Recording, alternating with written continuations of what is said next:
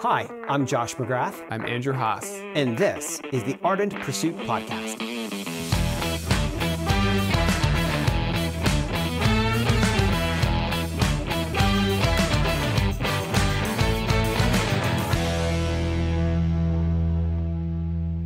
Welcome back. Today's episode is titled Asking to Romantically Pursue Her.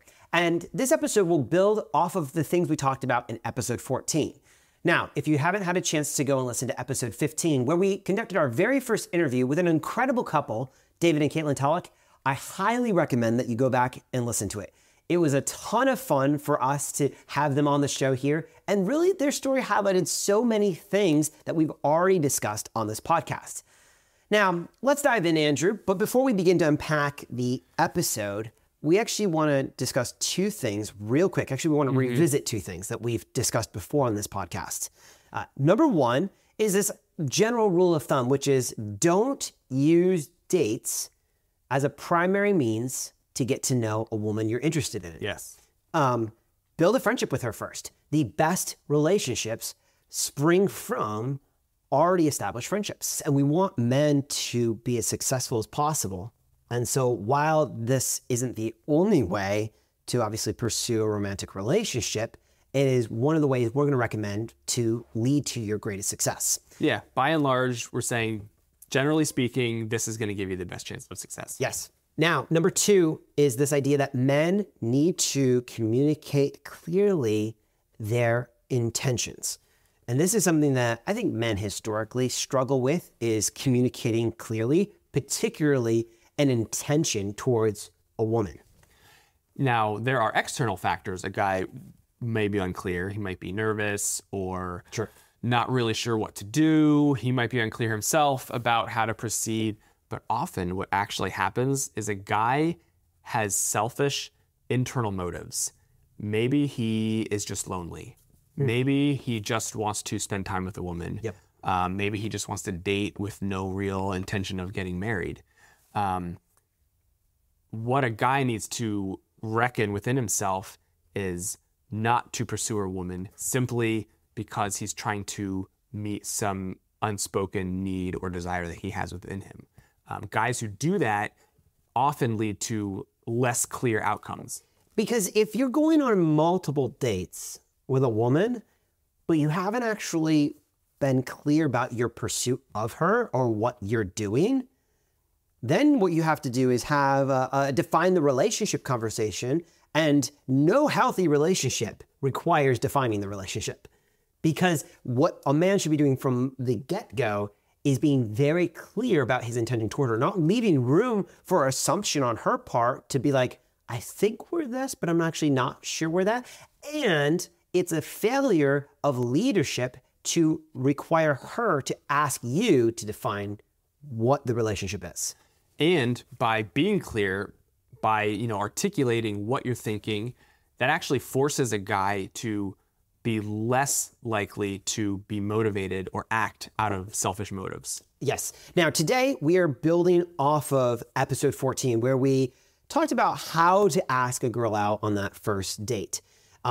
And for today's episode, it's really important that all of our listeners recognize that we're coming at this from a very specific perspective, which is we are assuming that the man already has a pre-established relationship with a woman, so he already knows her, and that asking her out on that first date is because he wants to romantically pursue her. Therefore, today's episode is a natural follow-up on episode 14, which is you already know her, so you've asked her out on a date. Why? Because now you want to communicate your desire to romantically pursue her. We're not speaking to the men who are using that first date to get to know a woman.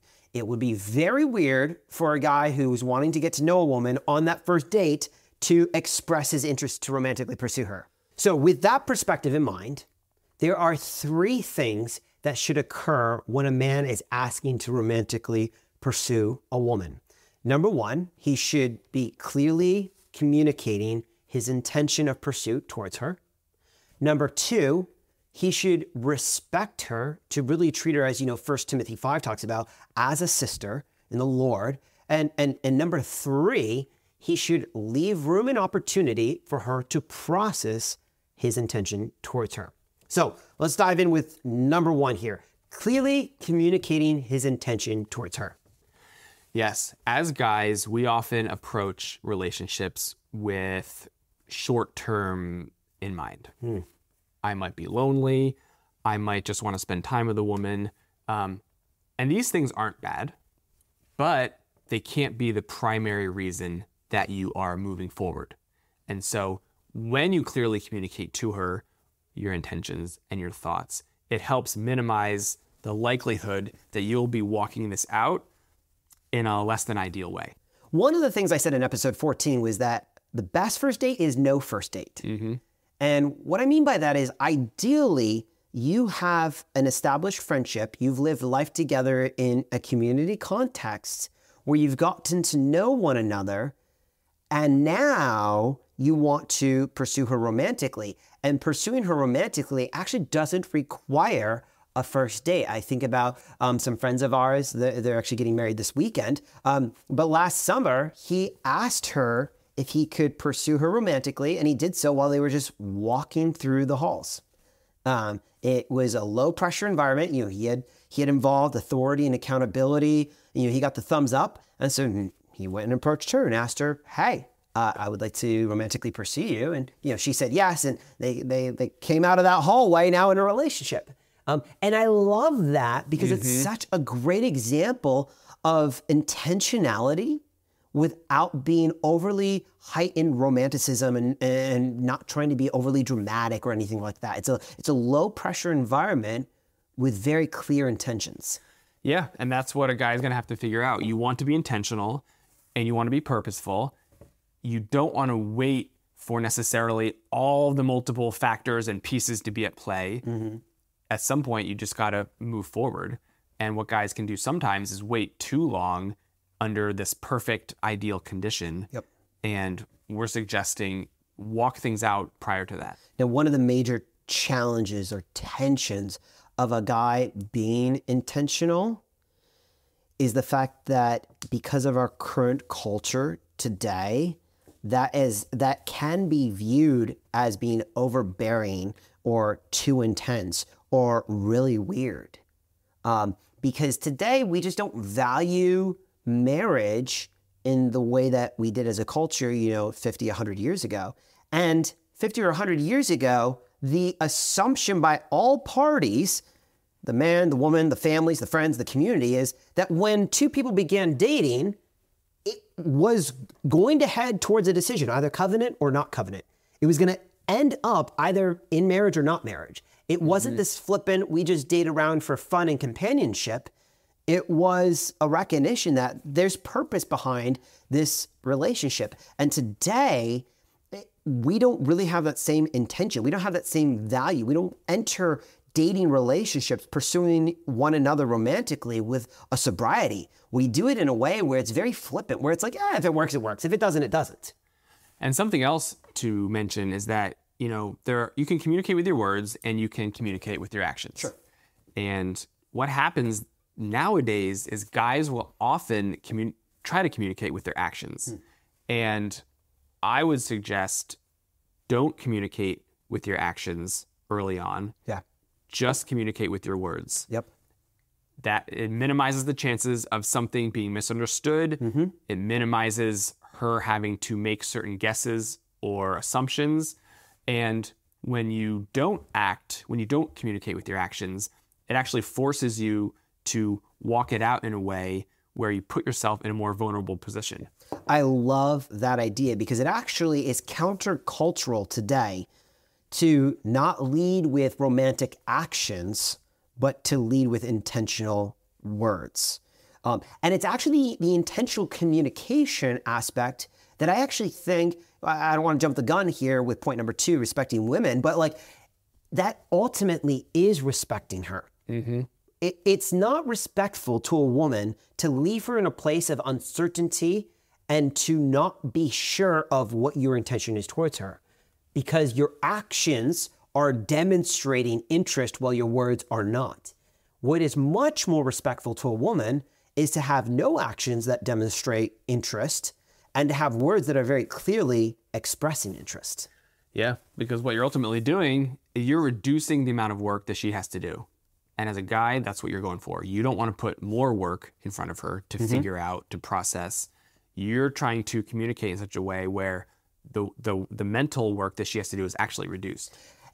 You know, there is a tension here because I think probably for some of the guys listening, they're thinking, okay, look, but all right, so how do I communicate being intentional without coming across as being like weird or too intense or overbearing? And that's the value of having authority and accountability in your life, is you can go to them. But here's the thing. I would not trade being intentional in order to hopefully secure a relationship. It is always better to be intentional. And if she views that intentionality as too intense, as overbearing, all right, she's not the one for you. And I would say, I'm going to say something controversial here. I think that Hollywood has really distorted for many women their views and assumptions on what a romantic relationship it should entail. I won't even bring up the romantic novels. We'll leave those off the table right now. And so for many women, they're expecting this chick flick moment that is very emotional, that really reaches them on that visceral emotional level. And if a guy isn't kind of following the rubric that Hollywood has laid out for what a romantic relationship should look like, if he's not saying the right things or doing the right things, they're like weirded out by that. And today, unfortunately, both within Christian culture as well as secular culture, a man who is intentionally pursuing a woman towards covenant, or really towards the decision of either covenant or not covenant, is looked upon as weird. People are uncomfortable by the fact that a guy would be so intentional so early on. Yeah, it's just not the norm. I mean, and we know that drama makes for a good story. Of course. But it makes for terrible real world living. Absolutely. I think about, like, in my own life, over the years, I've had people say to me, Josh, why don't you just date more? Just get out there and date.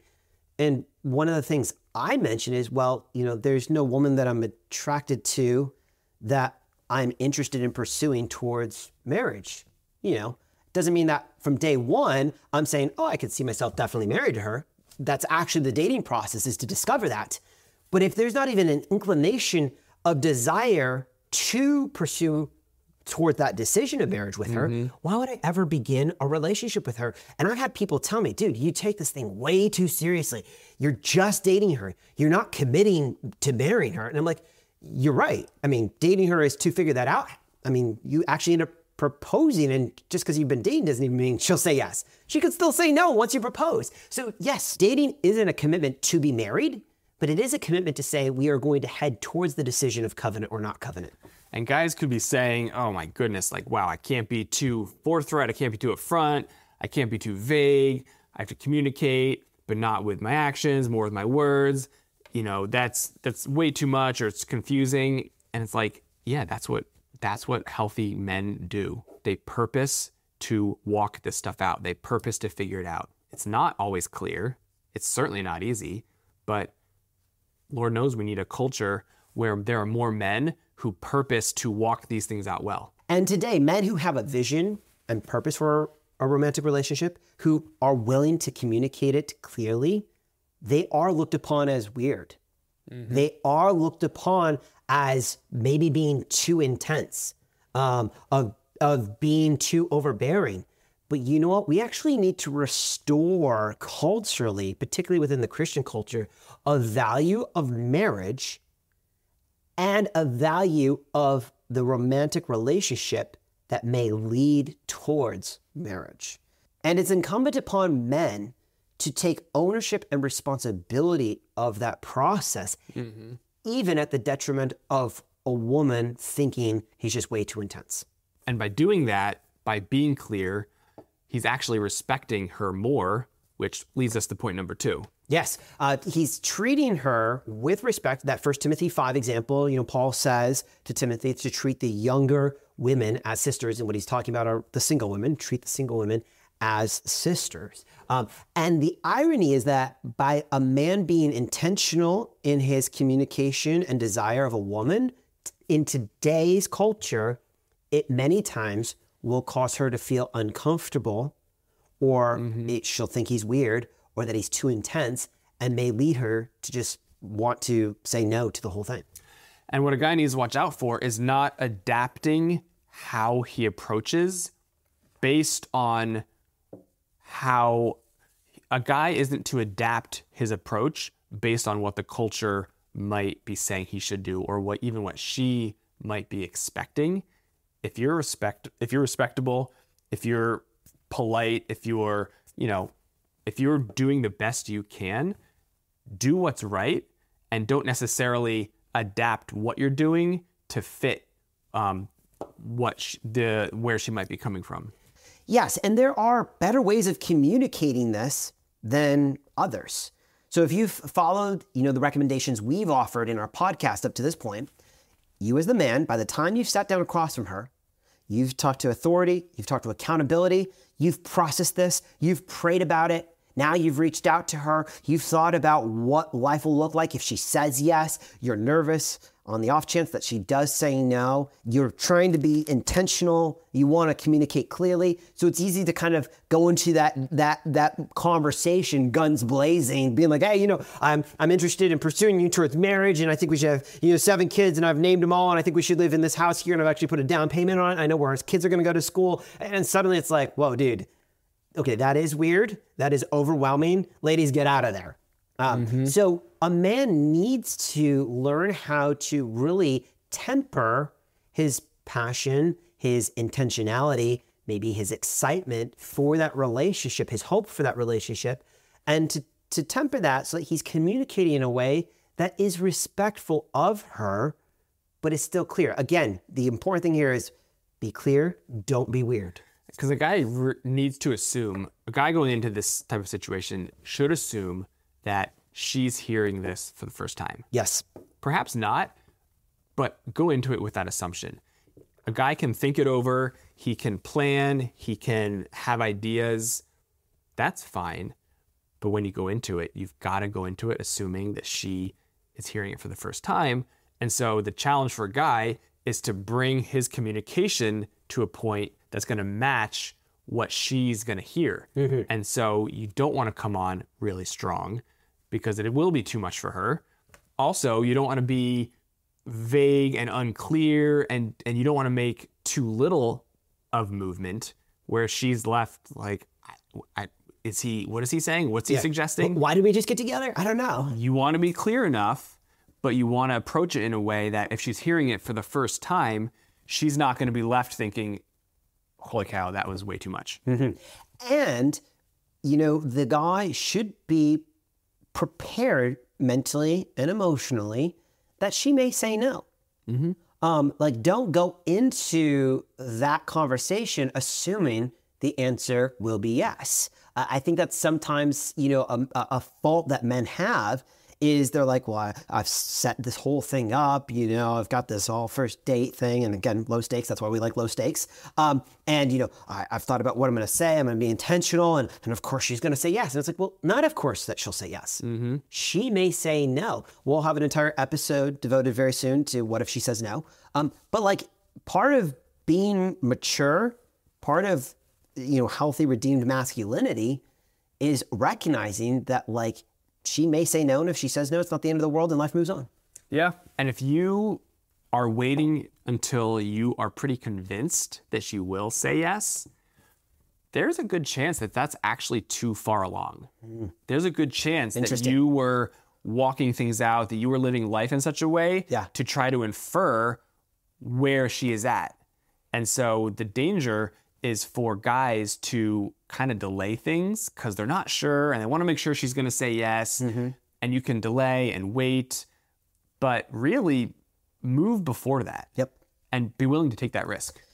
Now, part of respecting her gets to point number 3, which is give her time to process your intentions towards her. I know that as the guy, you're sitting there, you're excited, you've thought about this, you've processed this, you're on the edge of your seat, your heart is pounding with anticipation as you're letting her know your intentions towards her. And the natural thing that a guy wants to say is, so what do you think? And look, that is the wrong question to ask there. That is unloving. Don't do it. That is unkind. We talked about low stakes environment. That is no longer a low stakes environment. Yes, that's what you're doing is putting a higher burden on her. Yes. That you should be reducing the burden on her, not increasing it. Exactly. So one of the things that a guy can do is he can actually say, hey, would you take a week to process and pray about this and then get back to me? By giving her a time frame, it's respectful of her so that she doesn't have the pressure to say yes or no in the moment. Now, she may only need 10 minutes. She may leave that conversation and give you a call and be like, I'm totally in, yes. She may respond sooner. But at the very least, what you're doing is you're putting a time frame on it so that it's not just, you're not living life endlessly wondering what her response is going to be. Yeah, and conversely, if she says, actually, I'm going to need a month, okay. You can change. Yep, but you can suggest something, but be open to, adapting. Because again, you want to be clear enough that there are, it's known what your intentions are. Yep. You don't want to be so vague that you communicate something and then it's open-ended and she's left wondering, what do I do from here? Is there follow-up? What's his point? Yep. So as a guy, be clear. Don't have the expectation of an immediate answer. Communicate to her that follow-up would be good at some point. Suggest a week or 2 weeks, a month, and allow her the space to think about it and respond. Because one of the things that we are trying to set men up for is success. And if that pursuit doesn't end in a relationship, you want to mitigate the amount of drama that could exist as a result of her saying no. Because hopefully, again, we're speaking to men today where we're assuming they are already friends with this woman, they run in the same circles, they come from the same community. So if she does say no, it suddenly can get very weird and guys can suddenly start playing a stupid drama game of like, well, she rejected me, so blah, blah, blah, blah, blah.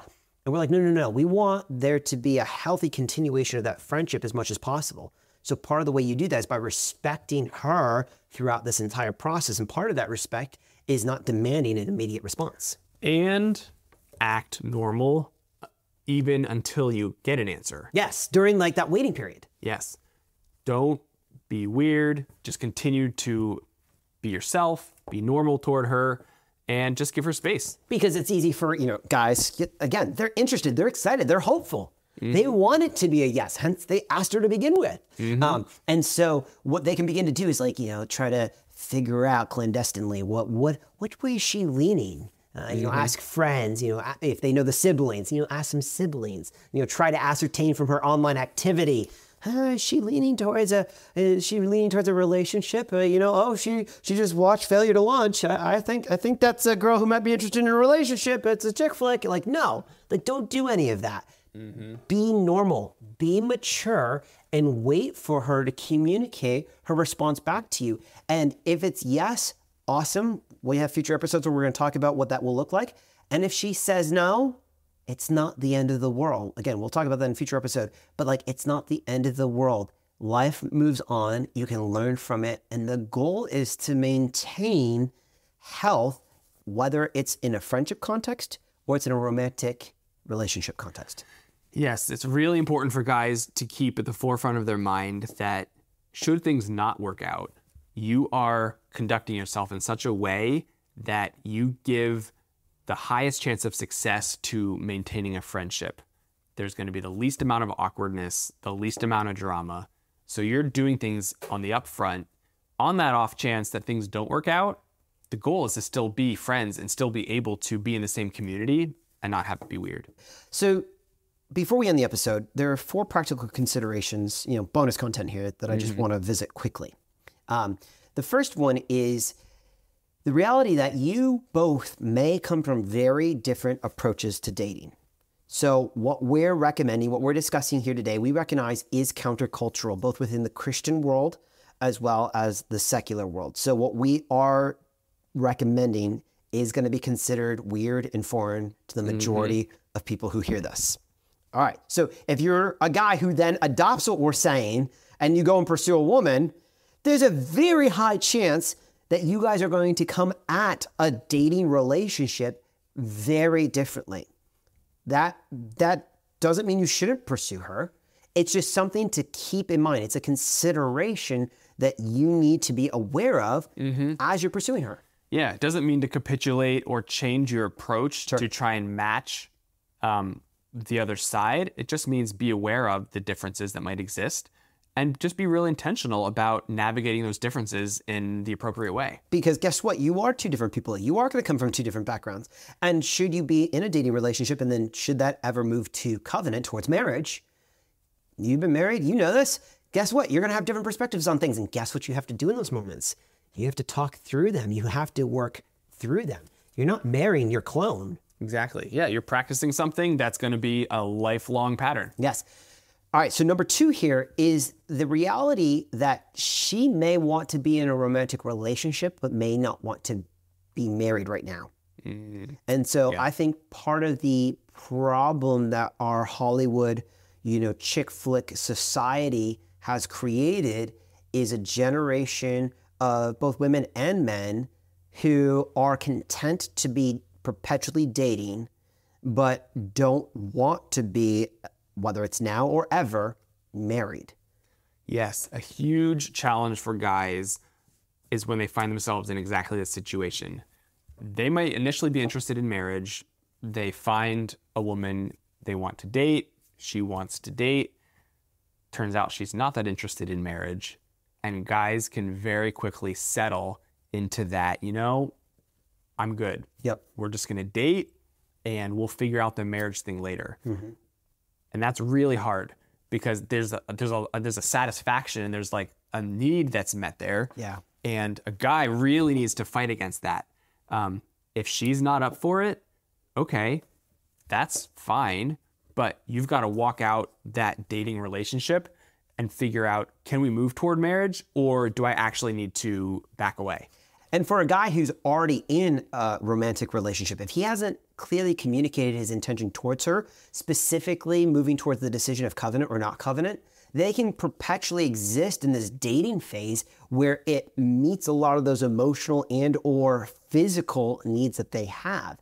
And what a man needs to do is communicate his intention towards her, even at the risk of losing that relationship. Yes, a guy needs to be open and ready for a relationship to end because maybe she's not ready to get married or doesn't want to get married. It's fine being in a relationship, but you need to be intentional and purposeful of either moving toward marriage or staying friends. I would argue that one of the best ways to actually respect a woman is to not pursue her unless she desires marriage. Yeah. Like you're not playing with her feelings and her emotions. At that point, you're not worried about doing anything physical at all. You're not taking away her time and energy that could be spent on developing herself, her career, her investment in other people, if she's a believer, serving the Lord. And so by not pursuing her, it's actually very respectful for a guy to bow out and say, either A, I'm just never going to initiate something if the woman has no desire to be married right now, or if I'm in a relationship, I'm willing to end it because I actually care enough about her where I'm not going to take up her time, her energy. I'm not going to draw her affection and attention and emotions to me. I'm going to actually free her to make that investment elsewhere. Yeah, and something he'll have to figure out is this is worthwhile for a guy to think about. Is she just not ready for marriage because of the season of life she's in? Or is she genuinely just not interested in marriage in general? Yep. Because, yeah, there could be value in waiting, right? For sure. Waiting for somebody can be very worthwhile. Yes. But you need to understand where she's at and how she's approaching it. And again, community, accountability, authority can help with that entire process. Number 3, understanding her cultural or cross-cultural background. When you mention culture, oftentimes people might be thinking like other cultures, other countries, other languages. And I just want to kind of define terms real quick. We all come from a particular cultural background. Even if we all live in the same state, country, region of the world, you can still come from very different cultures. Cross-culture, I'm going to use that to define like other countries, other languages, things like that. And it's important to understand the cultural background she comes from or the cross-cultural background she comes from, because it may not be the same as yours and may influence how you conduct the relationship. Yes, absolutely. Keep in mind, it could affect things like the timeline or who you talk to or engage with. There could be differences in how you approach things, and your job as the guy is to do your very best to figure out what differences might exist, where are the differences, and what can I do to best bridge that?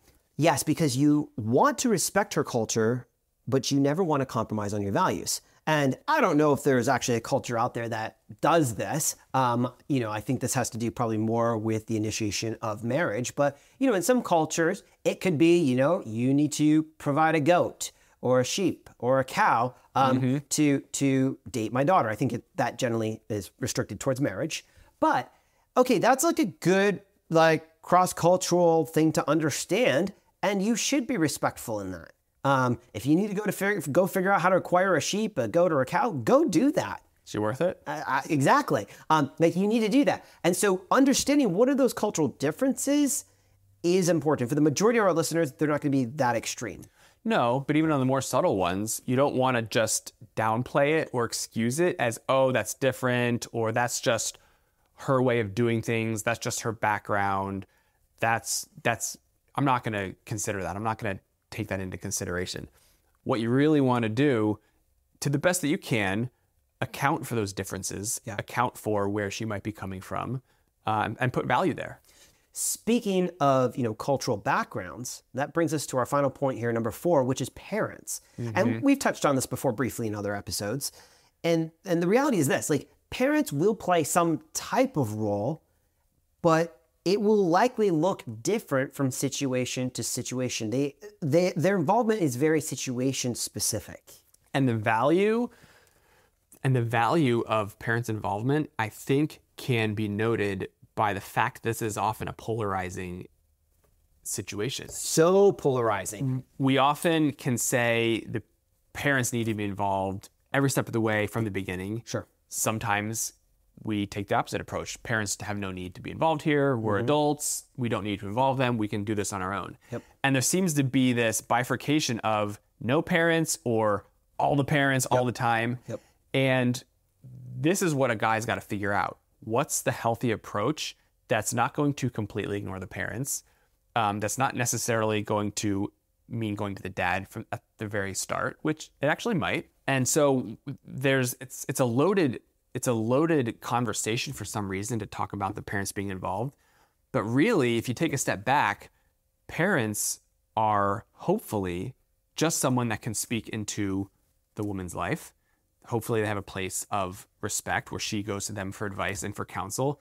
And so really, it's not that weird to think of her going to her parents to talk about the situation.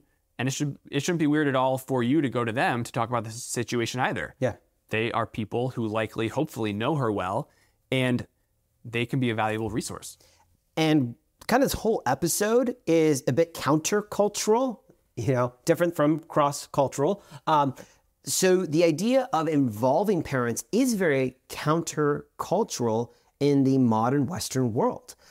And the idea of I'm an independent, person, I'm an independent man, an independent woman. I don't need my parents involved. It's like, well, maybe they don't need to be involved, but there's a blessing of involving them.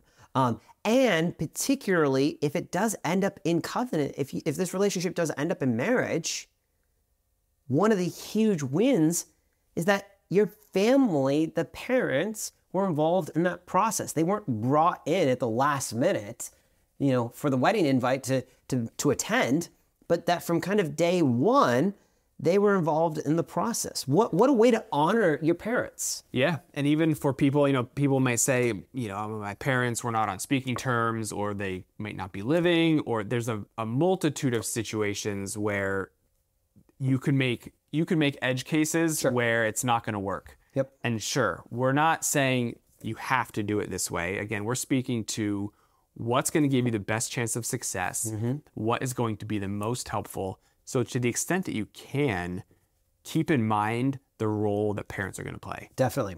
So as we conclude here, I want you to keep these 3 things in mind when it comes to asking to romantically pursue a woman. Number 1, to clearly articulate your intention towards her. Number 2, to be respectful of her throughout the entire process. And number 3, give her time to process your intentions towards her. So whether you're about to pursue a woman or whether you're currently in a relationship, if you haven't communicated your intention clearly, I want you to put these 3 things into practice. As far as homework though, it's very simple. Plan out, prepare, practice what you're going to say when it comes to communicating clearly your intentions towards her. Don't wait until you're in that minute to tell her, to try to figure out how you're going to express your interest towards her. Men don't have the best track record of speaking off the cuff in a clear manner. So if you're unsure of what to say, go to your community, your friends, your family, your accountability, your authority. Ask for input. And I know that they'll be able to help you kind of craft how to communicate this clearly towards her. Love having you join us here today. We look forward to having you here next time on the Ardent Pursuit Podcast.